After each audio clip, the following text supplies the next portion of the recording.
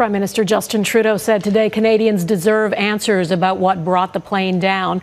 Canada has not had diplomatic relations with Iran for nearly 8 years. There's no ambassador, no consulate. Our chief political correspondent, David Akin, joins me now. David, how does that complicate dealing with the aftermath of this tragedy? Well, you know, Trudeau and his ministers tried to downplay that idea of complexity, but it does make it more complex. Remember, the Trudeau Liberals vowed to restore relations with Iran. They did that back in 2015 after the Harper government broke off relations in 2012. But that hasn't happened yet. Canada, as you mentioned, still has no diplomats in Iran, and Iran has none here. As we move forward, we've had many countries step up to offer their support and assistance as we move forward, whether it's Ukraine or countries like Australia, Italy, France, to assist us in our consular work on the ground. Now, today, Trudeau was on the phone speaking with U.S. President Donald Trump, French President Emmanuel Macron, and UK PM Boris Johnson, among others. And Canada's Foreign Affairs Minister, Francois-Philippe Champagne, he will soon be speaking with his Iranian counterpart about this. Now, nonetheless, there is an expectation both sides will rely on well-established international protocols for airplane crash investigations. The authorities on both sides will see that this is a normal investigation. And I would not expect that that the relationship, in a more general sense, would have an impact on the investigation. Now, remember, this is a joint investigation. It's led by the Iranians, but the Ukrainians are there. And of course, Canada is a strong ally of Ukraine. Donna. Canada has offered to provide what it calls technical assistance, David, with the investigation. What does that mean? How might that happen? That's right. And this is where the Ukrainians come in. They are very keen about Canada's offer, and they are pressing the Iranians to accept that offer. We hope that this offer would be met, will be met well by Iran, which is the leading country to conduct the investigation. And we should note, Ukraine will also be sending 2 of its planes into Tehran to assist with the repatriation of Canadian remains. And that is going to happen as soon as Iran gives Ukraine permission for those flights. David, the plane fell from the sky not long after Iran launched those missile attacks at American-occupied bases in Iraq. The region is incredibly tense. How does that play into what happens next? And this is where that travel advisory you mentioned at the top of the show is a big deal.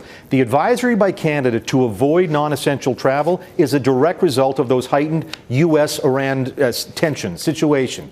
And that caution could weigh heavily on the minds of Iranian Canadians who may wish to travel to the crash site to help with their mourning or to repatriate loved ones and their possessions. Donna? All right, David Akin in Ottawa tonight, thank you. And what about the tension and threats between the U.S. and Iran? Well, today President Trump addressed the nation. He said the U.S. wants to embrace peace.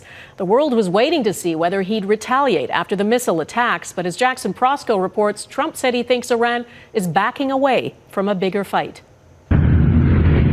With carefully crafted airstrikes, Iran seems to have found a way to walk back from the brink of war for now. If Iran also wants to escalate and wants to, over the next few months, undertake a number of operations, it would need to de-escalate now. The ballistic missile attack on 2 Iraqi bases resulted in no American or Iraqi casualties. Satellite photos show only minor damage to the facilities. It was retaliation without provocation. Iran appears to be standing down, which is a good thing for all parties concerned and a very good thing for the world. For the first time in days, President Trump leveled no new threats, making only a vague promise of more economic sanctions against Iran. He offered few hints about what his long-term strategy might be. I am going to ask NATO to become much more involved in the Middle East process. The United States is ready to embrace peace with all who seek it. In Tehran, Iran's supreme leader called the airstrikes a slap in America's face. The regime warned it's ready to strike again if needed. We've said very clearly that if the United States takes any further action, Iran will respond accordingly, and we will respond in a very harsh way, but proportionately. The fragile peace has raised tough questions in Washington, where lawmakers received a confidential briefing about the evidence that led President Trump to order the strike that killed Iranian General Qasem Soleimani. The administration has yet to provide proof to back claims of a looming threat to the U.S. I was utterly unpersuaded about any evidence about the imminence of a threat that was new or compelling. Even some Republicans have expressed outrage at the lack of proof offered by the administration. They say they will vote in favor of measures to limit President Trump's ability to go to war with Iran. Donna, the first such vote happens tomorrow. And Jackson, the first thing President Trump said today was that Iran will never be allowed to have a nuclear weapon. How far is he willing to go to guarantee that?